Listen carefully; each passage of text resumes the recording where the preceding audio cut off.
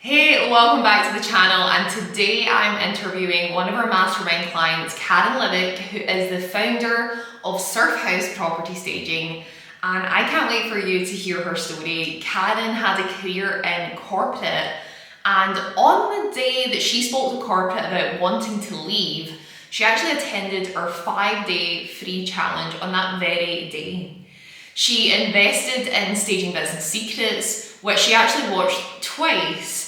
She then attended our annual conference, StagerBoss Live, and from there went all in and invested in the mastermind.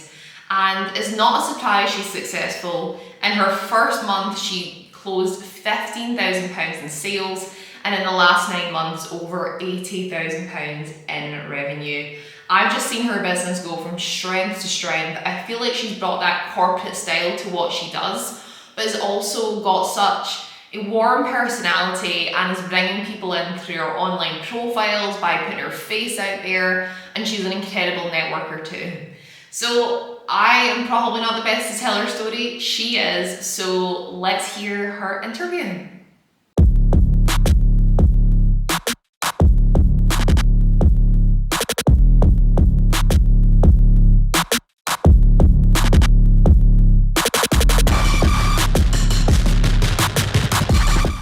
As you can see, I have a very special guest with me today, and I'm really excited to interview her, ask her all about her journey, which I know quite a lot about. So I am very excited. So before we dive in, I'll give you a little bit of background on Karen here. Karen Livock is the founder of Surfhouse Property Staging. And, when I first met Karen, I don't think she had a home staging business before she kind of came into the StagerBoss world. She was completely brand new to property staging, although she did have a bit of a background. She was involved in property, and she's seen the massive opportunity of launching a home staging business. Karen, I believe, was on one of her challenges, joined us in Staging Business Secrets, and then through our live event, StagerBoss Live, she went all in and joined the mastermind. And really, her business has just went from strength to strength. I've seen it grow so much from when she started to where it is now. She's killing it on social media. She has said that she's done over 80,000 in revenue, which is crazy. And that's pretty much, I'd like to say, just from January. I'm sure Karen can confirm that for us. So in about 9 months, which is incredible. But moreover, all of that success, Karen has always, just for me, had such a great mindset. And we spent many of our coaching calls in the mastermind talking about sort of her takeaways from the week and her mindset. So I'm excited for her to share all the business secrets, also all the mindset secrets, and how she's balancing this with about 100 kids. So I love it. Thank you. Welcome to the podcast, Karen. How are you today? Thank you. Thank you. Thank you for having me, Liv. Yeah, it's great to have you here. So tell me, Karen, where were you before your home staging business? What did you do? What did life look like?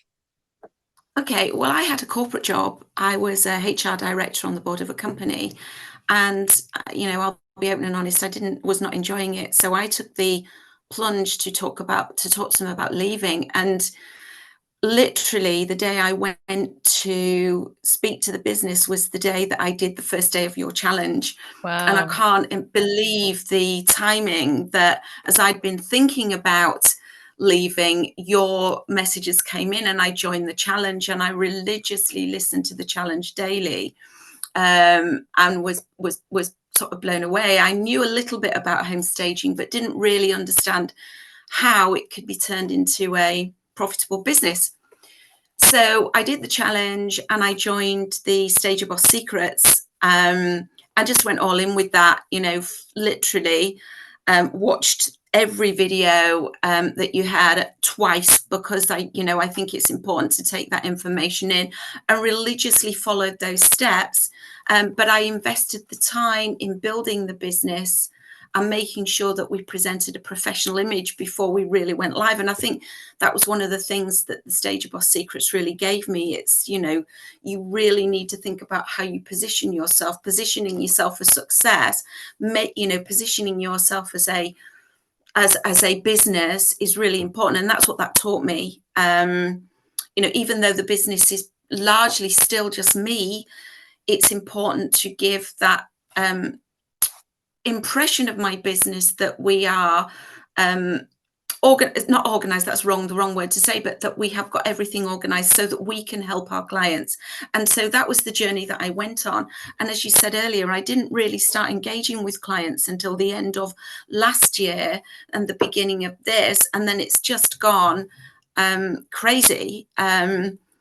You know, it's actually blown my mind. My first month, January, I became involved with a serviced accommodation kit out and also staging, and my first month's revenue was over 15,000, and it just was, it's just, you know, crazy. And I had a staging client come to me, which had blown my mind, you know, and so it's really gone from there in that I've tried to keep that momentum going. I went, as you said, I came to your live, which was just game changing. Yes, I joined the mastermind, and what that did for me was solidify the things that I already knew from StagerBoss Secrets. It gave me the framework to really elevate what I was doing and to make sure that everything in my business was in a place that made it easier for me to go out and do the client engagement and all of those things. What it's also given me, which again is priceless, is the network of people that I connect with, because I think that's really important, because when you start a business on your own, it's lonely.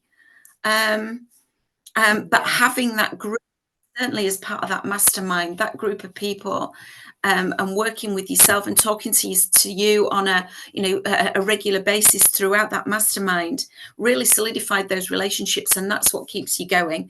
Because, you know, yeah, that's really been the crux of it for me, the real value. So, you know, you can put all the systems in place, but you need to have those people around you.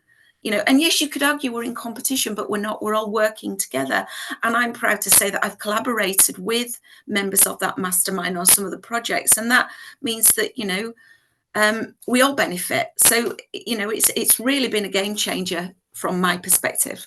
Oh, amazing. Well, thank you. Thank you for saying that. And yeah, I mean, your business, 15,000 the first month, that's crazy. But I think what you Yeah. were, yeah, what you were incredible at was that you were very like, I want to have like sort of my ducks in a row before I launch this. And I definitely seen that with you, that you wanted, and I think always have, just, you know, even the way you speak, you are very professional and you've always given that professional front out there in your brand. Would you say that that kind of came from the fact you were in corporate for years and that's kind of how you are in corporate, that you then brought that to the business? Would you say that would be the case? Yes. Yes, I think it is. I think, you know, I'd always got in my mind that I wanted to have a business. And so, you know, we have the front of the business. I'm very conscious, though, that I didn't want to be too corporate, because what we're talking about here is me engaging with the developers, the investors, the homeowners that I talk to. And so they're buying me, which is a new concept. But yeah, I did want to present that professional front, because, you know, they are only going to take my service, and I phrase it as allow me to help them if they trust me. So they have to see me, and they have to know a little bit about what I'm doing, but they also need to know that I am part of a business, and that their investment in me helping them is backed up by something that they can trust. So, you know, it took a lot of time and thinking about, and we put effort into the website. You know, we're actually about to launch a new website because we've developed in that 12-month, 14-month period, and looking at how we can help people further with that. So that's always been at the back of my mind. And yes, you know, being in HR, I'm used to engaging with people, but this is different. You know, good different, because it takes me out of my comfort zone. So yeah, it's been a great Yeah. journey. And I know, obviously, through our personal conversations, right? I think people would look at you on this camera right now. You're presentable, you're well spoken, and think this, well, that must just come easy to Karen putting herself out there, going on video on social media. But I know that that wasn't easy for you, right? That was so outside your comfort zone, putting videos out there. Like, tell us about that experience. It was possibly the hardest thing I've had to do because, you can present a front, but it's how you feel on the inside. And it's a very difficult thing to see yourself on camera if you're not used to doing it. And I have to admit that for a long time, I procrastinated and I put it off. But once you get in that confidence of, I've got to video, and some of the little things that we did for service accommodation, I was actually in the throes of COVID, but I knew that we'd scheduled these things. I had no choice. And I think when you put yourself out of your comfort zone, you stretch yourself. I had a really great piece of advice from someone that I know, and she said, go for a walk every single day and video your talk on your phone and video yourself, because I'm telling you that by the end of 30 days you won't care, because you're so used to seeing yourself. Now I did it for not for the 30 days, but I have got much more comfortable with that, to the point now that I'm talking to a video company to help me have videos for my new website. So yes, it's one of those things. And if people are struggling with that, you just bite the bullet. Only you see yourself the way you see yourself. Other people have a different impression. So, just do it is my, what I learned, really. Yeah. Yeah, I mean, it's that competence confidence cycle, isn't it? The competence Yeah. comes from action taking, and then you build the confidence. And for me, like, Yeah. I was terrible on camera for years, and it was now like 8 or 9 years ago. So most people that are now in my world never really seen it or don't remember it. But like at the event you were at, I actually put up the video, didn't I? Where I was absolutely terrible. It looked like I'd been held hostage. But now it's never a natural thing to pull out a camera and start speaking, but it's like 100 times more natural than it used to be. And you get used to hearing your voice. And I used to hate my voice, but now I'm so used to listening to it. It's like, what the hell? If this grows my business, I'm going to do it. Yeah. I think it is that confidence, and it's finding that comfortable place. I found it easier to prop the phone in the car and talk, not driving, but talk, and just, if I didn't like it, I'd redo it. But I stopped even that, because you can find yourself sitting there for a ridiculous length of time and it's not productive. You're making a very short, sharp and message to someone to pop onto your social media or whatever it is. So, they are not going to be as judgmental of you as you are. So just do it, just have a go, and you will refine it over time. Is it still easy for me to do? No, it isn't. Would I rather not do it? Yes, of course I'd rather not do it, but I'm still going to do it, because it is something that's valuable. Because as I said before, people need to see me and as a face of that brand. That's really important, and that's something I learned. Yeah. Yeah, I love that. And I think that you have been great at implementing social media strategies and putting your face on there online. But I know that also one thing that you've been incredible at is networking and really working who you know, right? And connecting with people and asking for those connections. Would you say that has been a big contributor to your success so far? Massive. The network is fundamental, and it's not a quick fix, but you have to build those relationships. You have to go, you have to put the time in, and you have to be seen, and you have to talk to people. Those are people that you may suddenly find that you reconnect with. So you meet at a meeting, or you meet on an online networking, whatever you do, you may then reconnect with them 6 months, but it gives you an inroad to also chat to them. I've started now, something I put off, but I've started now to directly message developers and talk to them, ask them if I can ask them some questions, talk to them about what they do, and start to raise the awareness of me and my business, but also home staging generally, because that's also a challenge. It's a new and emerging industry, so we have to do that. But yeah, those connections are absolutely the number one thing that you have to make, without a doubt. Absolutely. And for you, Karen, like, so people on this call will, I'm sure, be dying to know your first month, 15,000 in revenue. Amazing. How did you find that first client?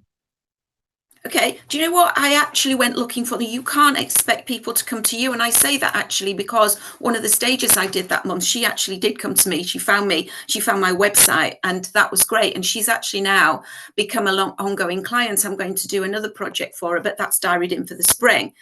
She's wonderful. I actually went on some of the sites where they're posting for people. So I looked at Bark, I looked at those things, and that requires an investment, but it also requires tenacity. You have got to keep going with all of these different things. You can't expect just to network or to go on these sites. You've got to have multiple different ways of connecting with people. So your social media, your networking, your those things where people are posting jobs, and that's how I found the very first client that I got. And that was it was actually a full kit out for a serviced accommodation. I'm actually reconnecting with him, and I'm meeting with him next week because he's a serial investor, and this is about building those relationships. Hopefully we will work together in the future, but this is actually not about that. This is just an investment in time. So I do put time in to keep those relationships going. And that's also important when you've got those people and they know you keep working at it, because it pays off. Yeah. I mean, 100%. And I think that's such a great stance to take. Like, this isn't get rich quick overnight. Nothing is. And if anyone says it is, then it's not true, right? It takes time, and it takes time to build that momentum up. And I always say that, connection that you might make this month may not pay off for like 2 years. I've had people attend my events and phone like 3 years later and be like, I was at your event like a few years ago and now I need staging. Was it worth putting in that time up front? Absolutely. Of course it is. It's building momentum over time, and then that accumulates, and then you start to see a very big business start to appear, right? Yeah.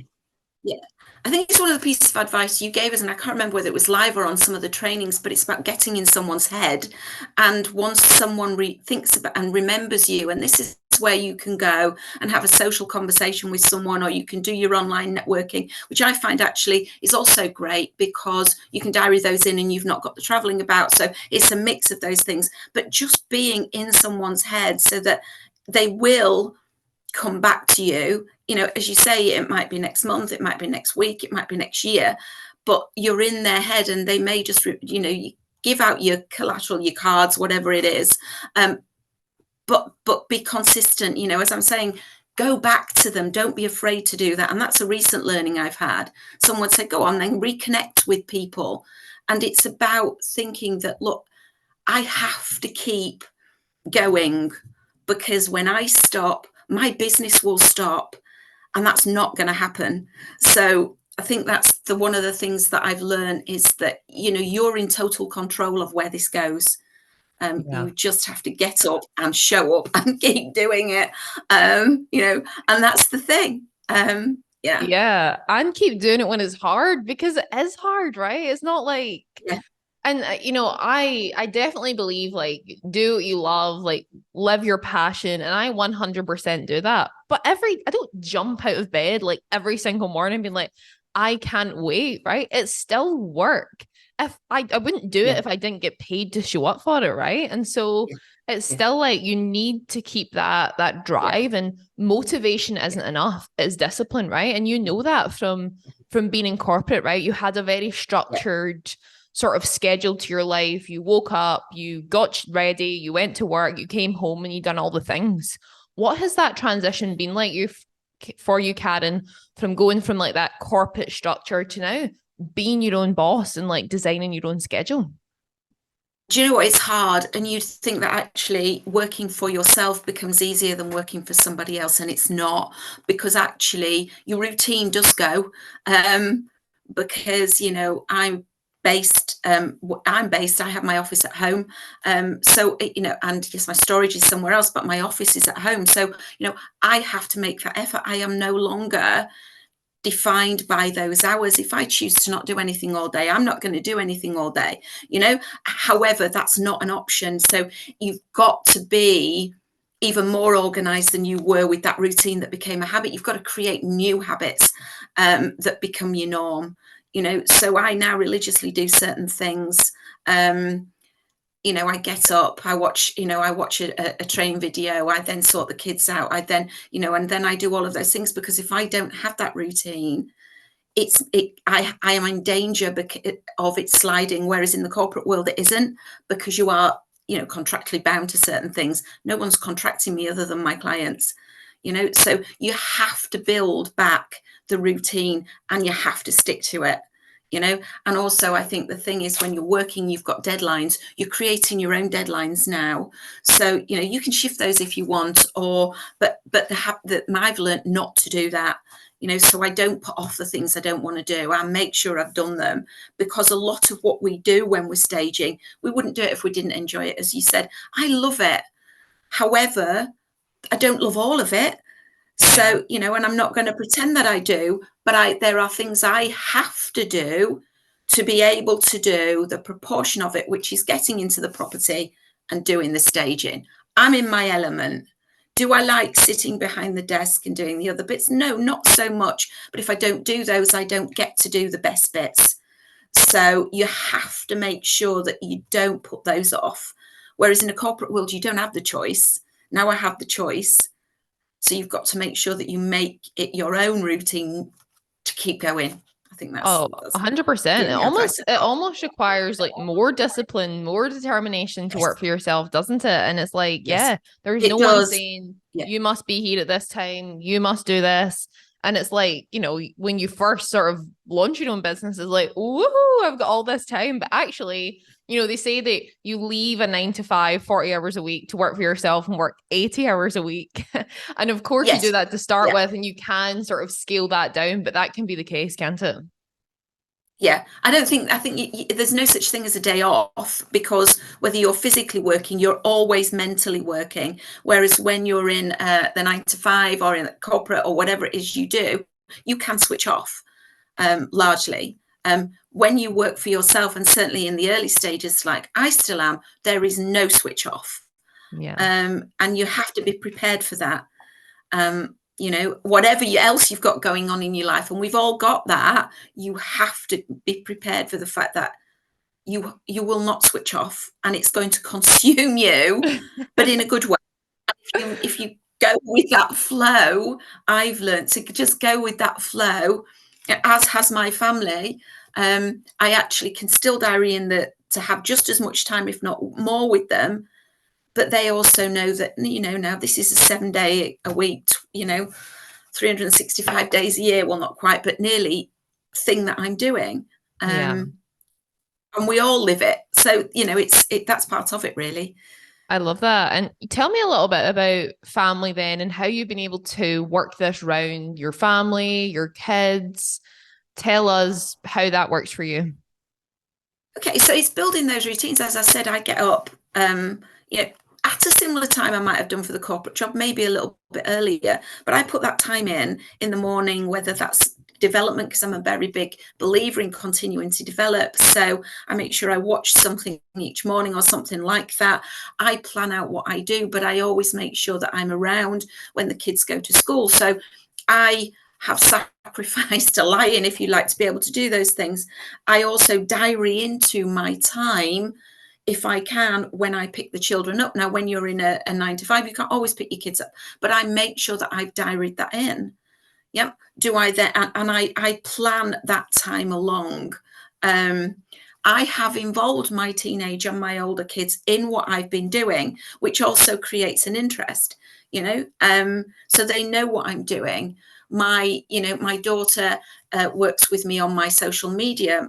One of my teenage kids has built some of the furniture when we've been staging. She's helped me pack when we've been de-staging, because it's about creating something that everyone can get stuck into, and you enjoy, and that's time together. Even though I'm working, I'm with them. So if you can do that, incorporate them into what you're doing. Has worked for me. It might not work for everyone, but it works for me. But also block out those pockets of time where you're like, I'm going to go now and go and pick you up from school, or I'm going to go and meet you for an hour, because that's my time. I sacrifice something else to do that. And that's how it works. Karen, I totally agree with you. Get that free labor in, eh? Get that free Yeah, labor into it the sounds kids. like I'm doing slave labor. Liv, I'm not. I just think it's also creating that role model for the kids. From the point of view of my teenage daughter. Yes, I can then pay her for her time, so she then sees that and understands that and sees the hard work that goes into what I'm doing, and it's about sharing it so that they learn as you are developing that business.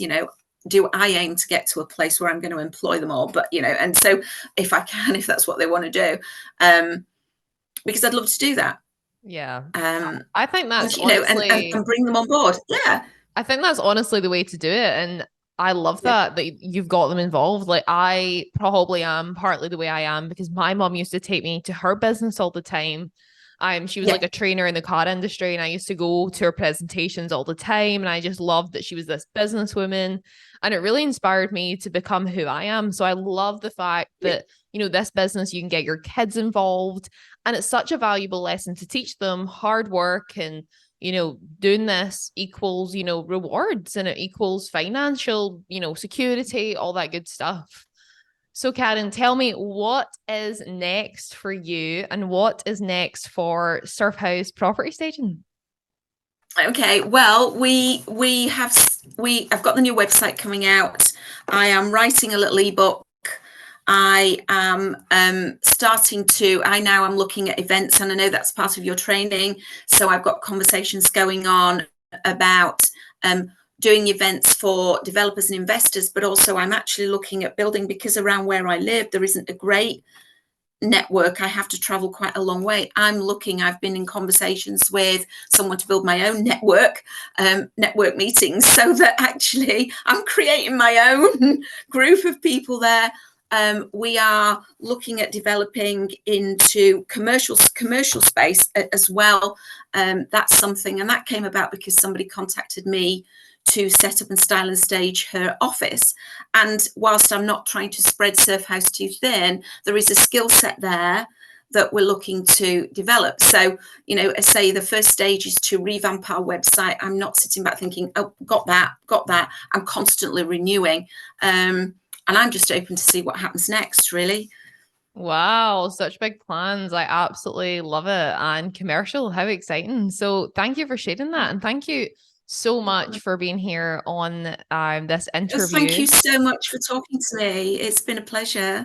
Yeah, that's great. And Thank you. thank you for obviously everything as part of the programs. I've got to say, doing the StagerBoss Secrets was literally, did change the course of my life, in the sense of, I've gone from one thing to completely something polar opposite, and it's been a good decision. Yeah. Oh, well, thank you for saying that. And guys, if you have any questions for Karen, put them in the comments below. I know that she loves to support other people in the industry, and she'll answer them about her journey. And if you want to create success like Karen has, and as she's mentioned, staging business secrets, then just comment 15K in the comments below, and one of my team can reach out. Karen, this has been so much fun. It was so lovely to see you again, and thank you so much. You too.